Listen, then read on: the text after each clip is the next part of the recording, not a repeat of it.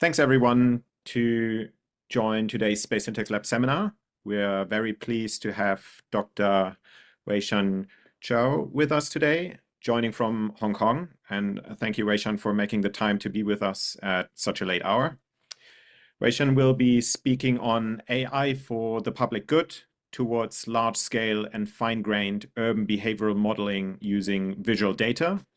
Earlier this year, he published some very interesting work in Environmental Planning B on applying image recognition to track human behavior in public spaces.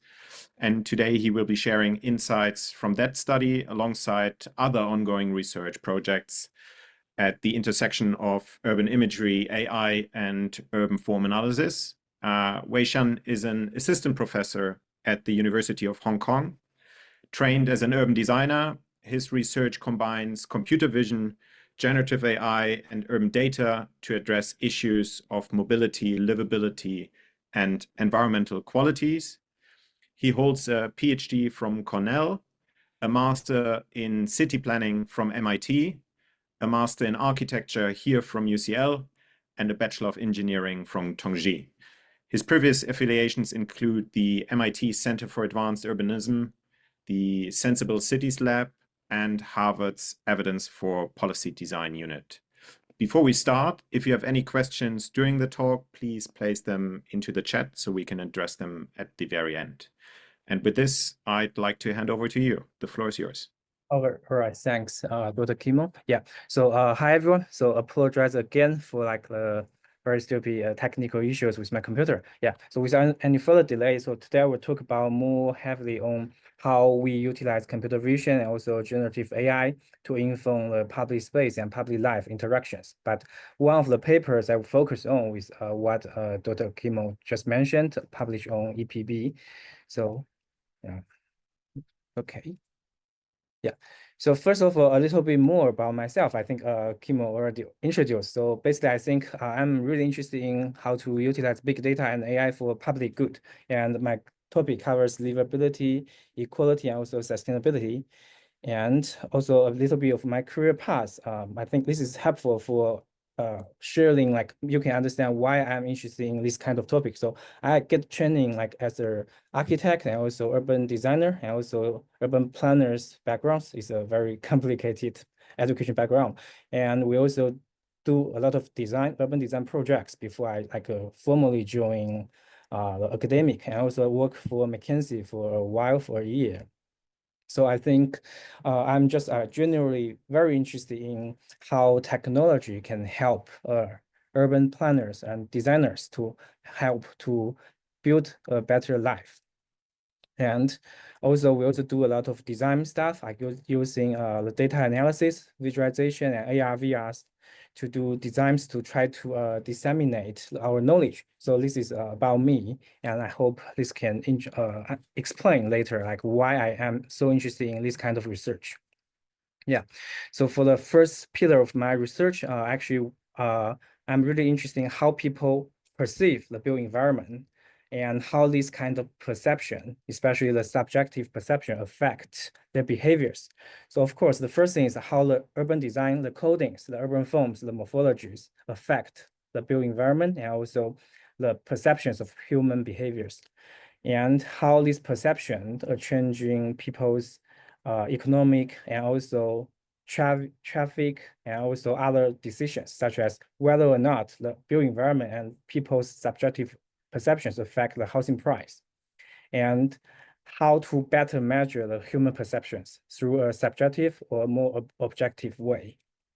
And also whether this kind of perception, along with the more objective built environment qualities, the density, like the street greenery, and also how people perceive whether a place is safe or not, whether it's beautiful or not, whether these perceptions affect people's behavior, like physical activity, like biking, running, walking, and does it affect people's emotion? And also whether or not these perceptions, along with the objective environment, affect or is related to the crime activities. And for the second part, I'm also interested in the human mobility, especially the gender disparities in mobility. So we have papers about like the accessibility of Saudi females to job opportunities, because before 2018, like they were not allowed to drive, and using Uber or street hail taxi means a lot of commute cost. So we examine whether or not the commute costs affect their accessibility to job, and whether or not it's related to their labor supply in terms of whether or not to take a job, whether or not to supply more hours, or whether or not they will choose some job, even though it's less matched compared to their education level, but it's more adjacent to their home, because females usually have more household responsibilities.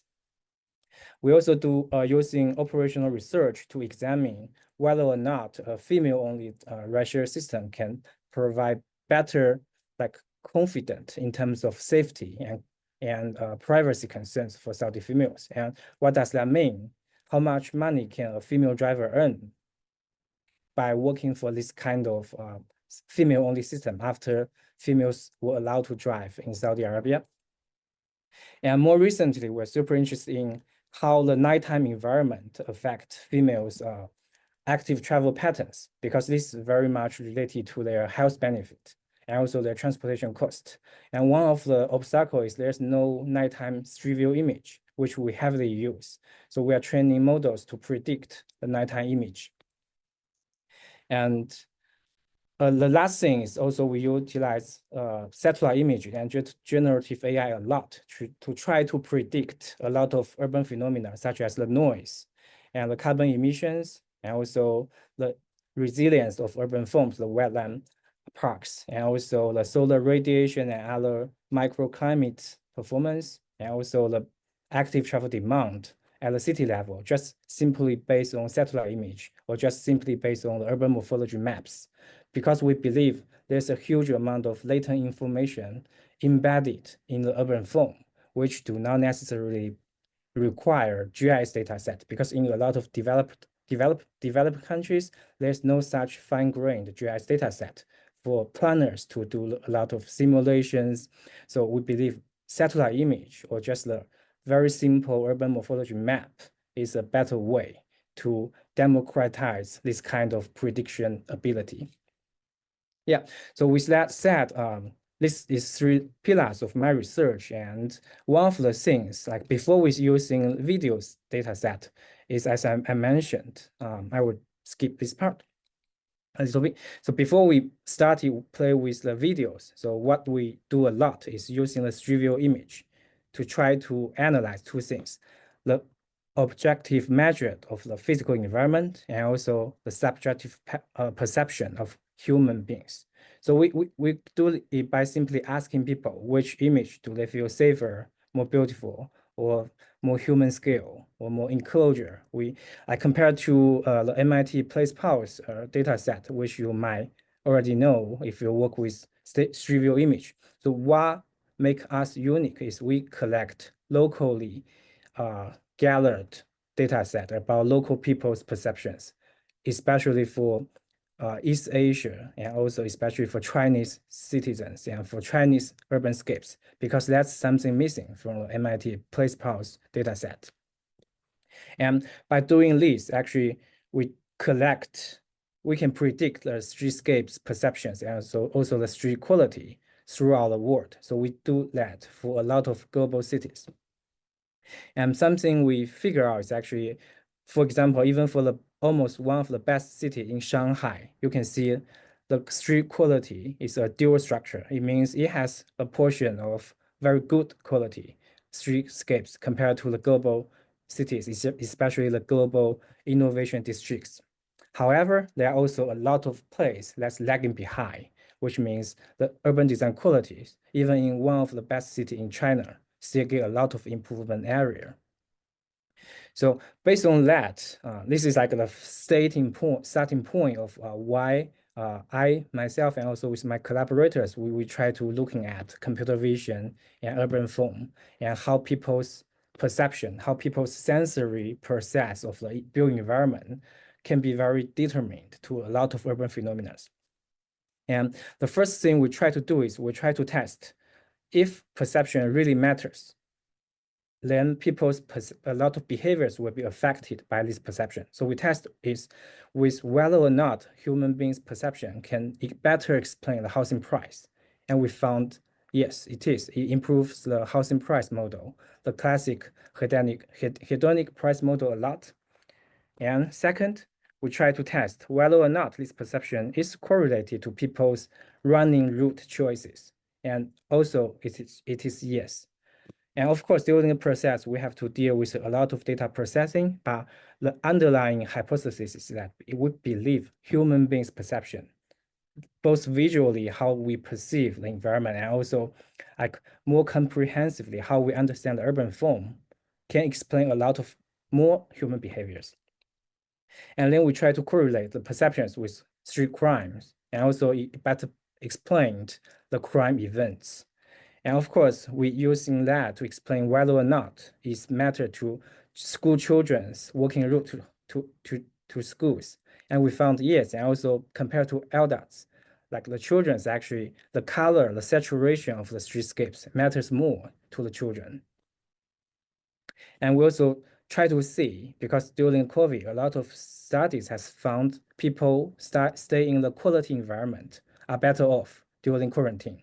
But we have a hypothesis that the better environment is coming with the price premium of the housing price, right? To pay more to enjoy the better environment. So if there's a very strict human mobility restriction, such as Shanghai's citywide closed down during lockdown during the 2022, there should be an opposite pattern because people pay more for that quality and they temporarily lose the access. And there might be an opposite emotion. So maybe people who live in better quality will feel more angered, more angry, which contrasts all other findings in the world during for the quarantine period, right? And we also figure out it's true that during the very restricted lockdown in Shanghai. So actually people live in better environment. They are more anger. There's more anger, right? Because they temporarily lost the access to the price premiums they pay. And we also can correlate the perceptions with the biking route choice. And also we figure out it's also adding a lot of explanatory power to people's route choice. Yeah. And yeah, this is what we recently do. We try to predict the nighttime environment just based on a pairwise street view image, the daytime and the nighttime image we collect. Then we can use generative AI models to try to predict around the world what's the nighttime streetscape looks like and what's that perception and whether or not that perception is correlated to especially females' behaviors. All right, so we saw. And this is the new stuff we are also doing, like using generative AI to predict urban phenomena at the city level, but also with very fine grid. So we try to predict the bike share demand just simply based on a satellite image. Right. So we will test a lot recently with generative AI. So without any further delay, so I'm going to the one paper, right? So I think it's more interesting and related to Space Syntax Lab. So in this paper, we started to play with the computer vision and video footages, right? Because compared to the static image, we believe videos can reveal more human behaviors, right? And you can see this is a very natural and smooth transition. So we play a lot with the static street view image, which is just a simple glimpse, a static moment. But with videos, we believe there are more to test. And auditing public space actually has been long recognized as an important part for urban designers. And also the public space is an important part for public life. And we know, like among others, we know William White predominantly has his research in the US, and also Gehl has more of his research in Europe. So for these two, like very seminal urban designer and also urban researchers, so using videos, using observations, is the main instrument. So this video is actually what William White record the public space and public life in the United States. And this video is like what Gehl do, right? So for the European cities. So they both focus on direct observation of the public life. And a lot of very interesting things has been summarized by these two great people. So for example, so people show a liking for well-defined space. And pedestrians generally choose to stay at borders, which is also called a border effect, denoted by Gehl. And also Gehl with his public space and public life framework actually is being very instrumental for urban designers to audit, to evaluate the public space, and also to inform urban design and urban regeneration strategies to how to better facilitate a better public life in the public space, right?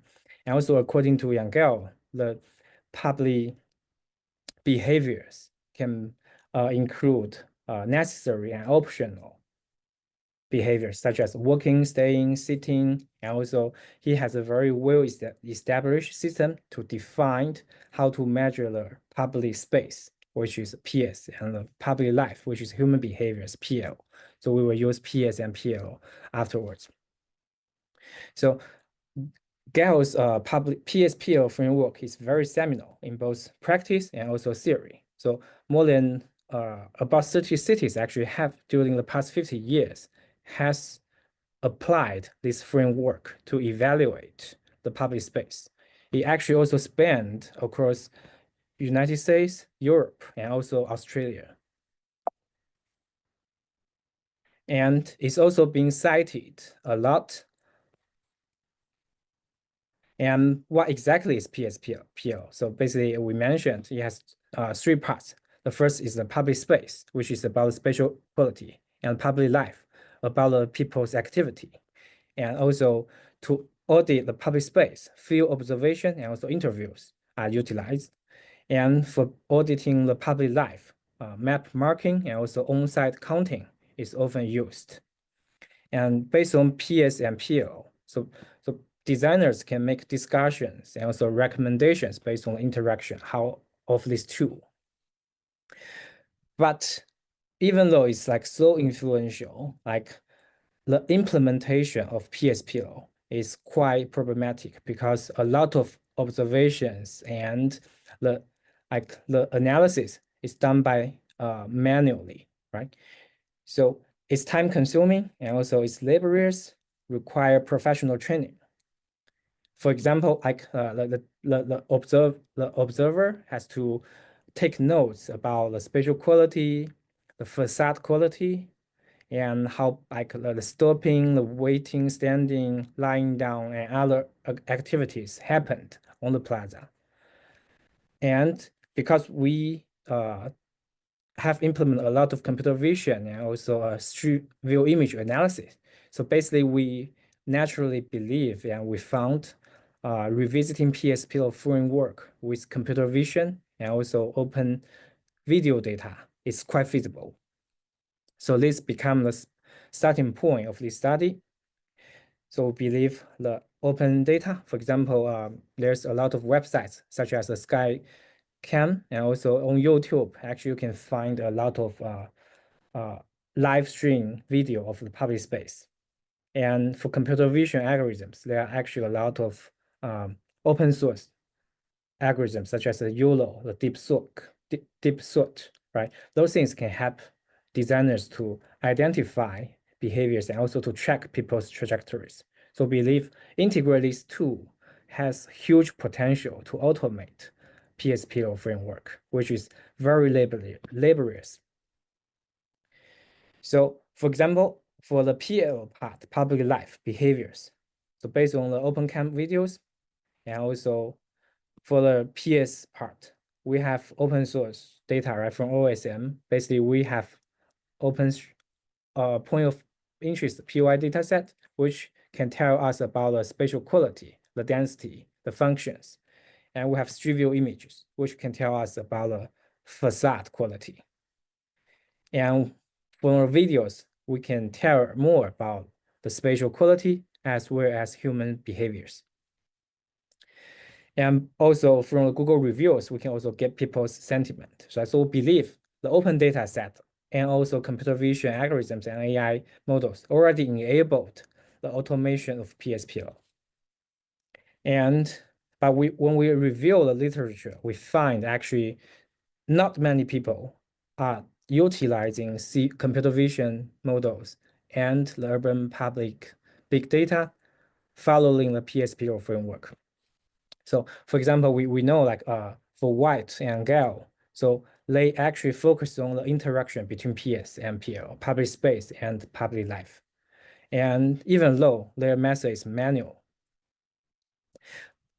at the same time, we figure out actually after COVID, this is very interesting because during COVID, studies started to use computer vision and the CCTV to monitor the social distancing behaviors of people. So this is more for the social distancing compliance. It's more from a regulatory perspective, right? So we find actually after COVID, a lot of studies emerged. Actually, sorry, it's not a lot of, but still like a significant number of studies emerged. However, they did not follow the PSPL, even though they already utilize the computer vision. And more recently, so we found several papers. Actually, they somehow touch upon the PSPL framework. Then we figure out actually there's a gap that we can fill. So to summarize, so actually there are thousands of papers already discuss how to utilize computer vision and also street view image or other urban imagery data for urban studies,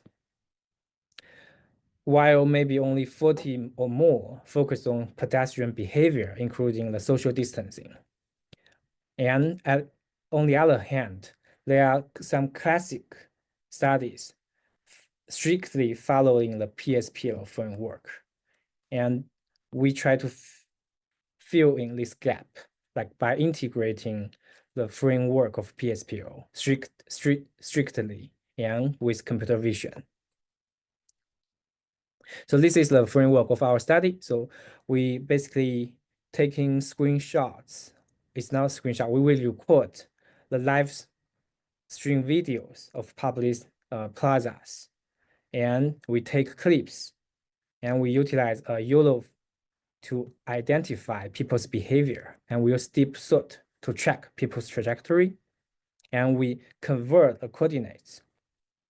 So this is the converting, because the videos usually comes with a perspective, so we have to convert it into the planar view, and we also have to make the trajectory and also other analysis into heat map or trajectory map or other more useful visualization styles for designers.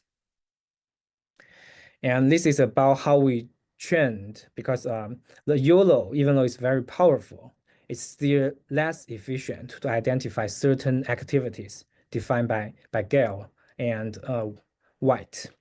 So we manually labeled pedestrian, which actually we don't need to do that because YOLO can easily do it. But we labeled rider and also group activity, sitting and lying down. And this follows Gehl's framework in terms of observing the public life.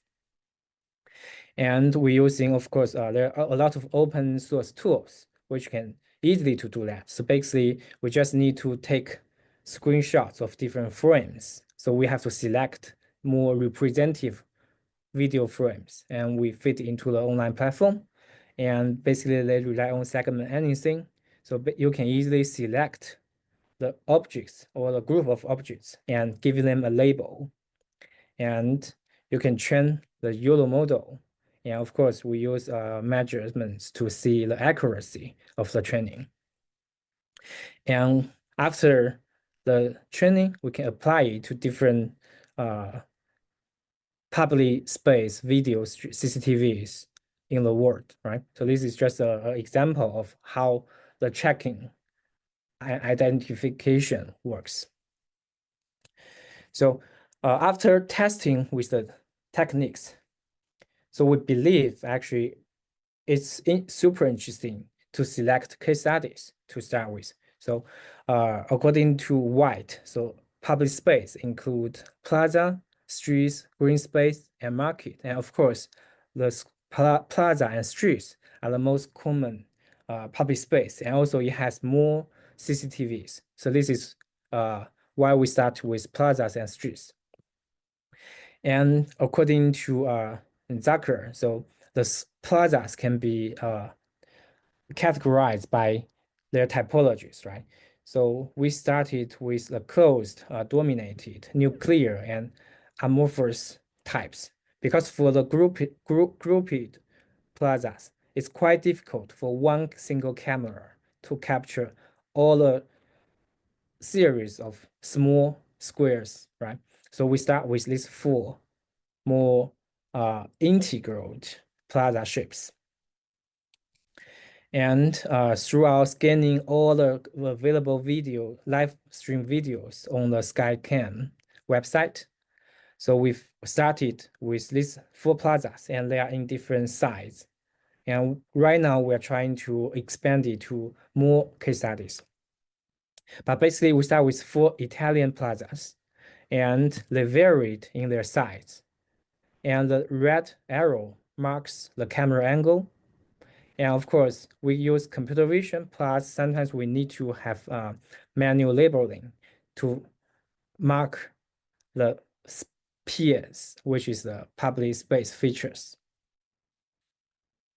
And also we use the POI and also we use the street view image to evaluate the visual quality and the density of POIs and also the mix of POIs. So for the facade quality, so basically we use street view image and we follow Gehl's rule. And for this part, the facade evaluation, we done it manually because there are not many images we need to do. But as you can see, because we are so familiar with street view images and human perception auditing, so if we want to do it, if we want to automate it, we can actually also make our self-labeled images. So we can denote which images is active, which the image is mixture, which image is boring. And we can have a sample data set for more than maybe 300 to 500 images. Then we can actually easily predict all the street facades for the plazas all around the world.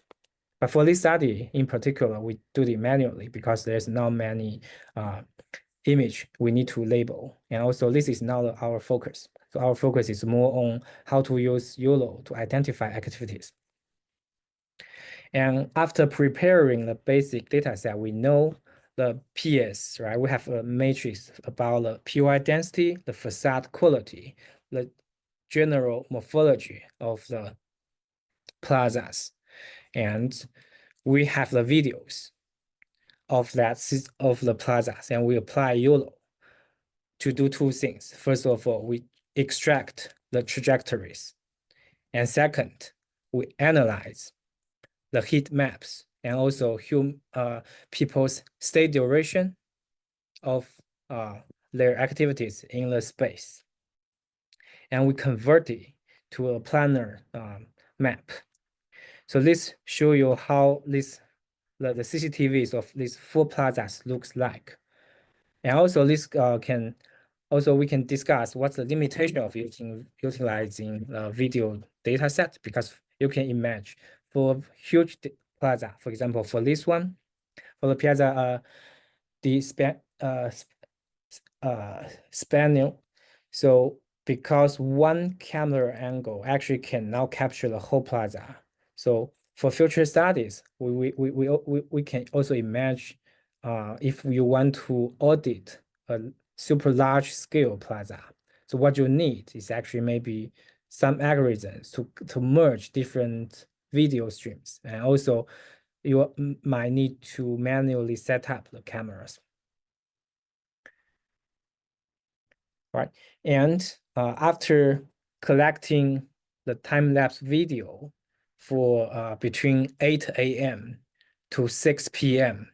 for a weekend and also for a weekday. So actually we can, first of all, we can have a general pedestrian count, right, throughout the hours. And you can see for the first three plaza. So you can see it actually has two peaks, right? More like a morning peak and also an evening peak, which means actually these three plaza are more locally utilized. So a lot of commuting people, they might pass through it. While you can see a very interesting pattern, like for this PDS, which is more tourism driven, right? Because of the fountains and also the grand span steps. So basically, this is a tourism attraction. So you can see for the weekend. So basically, the evening is the peak because there are more evening activities happened on the plaza, and also people like to hanging out, and also the tourism and also local peoples, right? Both more like to hanging out during the weekend evening time, while during weekday, so you can see a drop. So the overall pattern actually already tell a lot of things, just simply based on this pedestrian count and simply from the video streams. And we also test whether or not the people's staying heat map is related to the spacing tax matrix, such as the isovist. But we did not test a statistic with the statistics. We did not do a regression. We just visually compare. And actually, what you can see for here. So looking at this closed shape plaza, actually, you can see people actually stay more where the visibility is better. But basically, those people are basically more of the sitting people. And also, because we have the trajectory, based on the trajectory's speed and their shape, we can identify actually people's duration in the plaza alongside the heat map. And we can also have the trajectory analysis, right?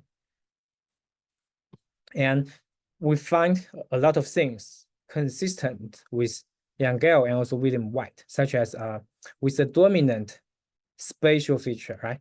So people, or with a dominant spatial axis, actually people tend to work slower in the middle. And this is especially true for people in the middle to small scale place. People prefer to work along the middle axis, while the scale is big. Actually, they would prefer to work along the side. And also people tend to sit at a higher place with a better view. And for example, the Spanish Steps. And people prefer to sit at places with backing, which face an open space. And this also corresponding to Gehl and also William White finding about people prefer a place where they have more sense of security and privacy. But we also find actually with a huge amount of data, actually, we also try to ask, so just besides all these consistent findings, what else can we find? So just besides the consistent findings, such as the border effect, such as people's preference for more defined and also higher, right? Higher, upper, a better view space. What else can we find? Can we find anything different from these two great people, right? Because if after all this hard work, if everything we found is just similar, then why bother like so much effort and huge data set? For example, for 1 hour of video footage, right? The story size is huge. And luckily, because we are like working with a lot of plaza, and for the paper, we work with 4 plaza, and right now we're trying to work with more than 30 plazas. So actually, we find something more interesting. First of all, we found actually sitting, whether people is sitting or standing matters, and the scale and also the function of the building facade also matters. So for example, people tend to stand in less private space with good visual connectivity, but they prefer to stand in more private and higher sense of security space with maybe a wall or a glass door or a glass window backing them, right? So which we interpret as privacy matters less to standing than sitting. And also the border effect do not always hold true. People actually work along edge in large scale space while keeping in the middle in small to medium space, right? So now like there are more subtle findings, and we're trying to better conclude these findings with more global examples. But basically, one clue we get is pedestrians' behavior really matters and diverge by typology.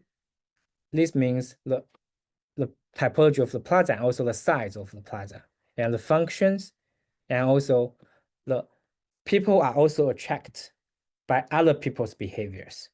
So the crowdedness and also the existing social activities happened on the plaza also matters. So because the time limit, I'm not going to discuss the details, but basically if you are interested in it, you can refer to our paper on EPB. So there are also a lot of limitations we are trying to fix. For example, so this method is only limited to major landmarks or popular public spaces. And for cities in the Europe and also in North America, it will be very difficult for the researchers to set up the CCTV, right? And also to conduct sometimes also the videos, the access is just not stable because actually we start with more than hundreds of plazas on the list, and we figure out actually only about 30 of them have consistent, the link of the live streams consistently work, which means for a lot of plazas, so it's just not stable. And also the observable area is very limited by view range of the camera. And also we do not know the configuration of the cameras. So you might, like the algorithms might need more specific adjustment. And also the video quality matters. If we want to identify the age, the gender, the income level, and also if you are interested in people's emotion, whether or not they're happy on the plaza, so it might be very difficult to do. And right now we're trying to identify the age and also the gender. For identifying age, we can basically doing that by like analyzing the posture of the people, because for the orderlies, so their like a body language is usually different, right? And also we also right now we try to work with researchers from MIT Sensible City Lab, and also they were testing whether or not the income level can be identified from people's outfits. So whether or not the people is like stylish might be an indicator. So we're also testing it. Oh, sorry. Yeah, maybe I can share the paper later after this talk to Kimon. So also there are more activity types that we need to identify. So basically this can be simply done by using YOLO, using self-collected labels, and also connected with the trajectories. So yeah, so to dive in that, let me see. Yeah, so this is our next step. So right now we're trying to expand the whole study to more group of plazas by size and also by their types. And one very interesting thing is that we're also trying to see whether or not the cross-cultural and also cross-geospatial, cross-climate factors will affect people's behaviors, such as whether people from Western Europe culture, like there are more stranger encounters and stranger interactions compared to East Asia, right? Where people are conventionally or there's a stereotype that East Asia people are they're just more like less outgoing, they're more shy, right? So we're also testing, but this is only at a collecting data phase. We're testing whether or not cross-cultural stuff can explain more interesting behaviors. So just now we just show you a lot of examples, right? So maybe here I just pull out 2 examples so we can dive into it, so we can understand how this actually work. So first of all, we identify the facade quality, so we can map the boundary quality, and we map out the POIs, and we labeled the public space features, and based on the videos, right? And usually for these plazas, they usually have one camera or multiple camera for grouped squares. For example, for this plaza, the Grand Spanish Steps, so the camera is located this angle towards the steps and the fountain. And basically by the videos, right, we can simply understand the heat map, where people stay more, where people stay longer, and what's their trajectory. And we found a lot of similar consistent ideas from Gehl, the border effect, and also people prefer well-defined and also better view. And we also test the videos that works also very well for streets. And also, if you can have time-lapse analysis, right? So you can have the hourly count and correlate with the street features. So you can do a lot of things. And also you can have very fine-grained trajectories. And those trajectories not only include direction, but also include the speed of each segment. So basically you can tell where people stay and what's their correlation with the street features, right? With the seats. And right now we're trying to do trajectory clusterings to try to see what's the clustering, what are different typologies of trajectories. And also we can do the state duration. And also something we're also trying to do is how does the revealed preference of pedestrian behaviors aligned with or contradict pedestrian simulations, such as the PetSim program, right? So we're also we're starting to playing with more interesting stuff. And this EPB paper is just a starting point. So we are also open to collaborations. So I think this is also one thing usually very good to have a brilliant people as the audience. So we will also we're open to any kind of collaborations. Yeah, I think maybe should I stop here?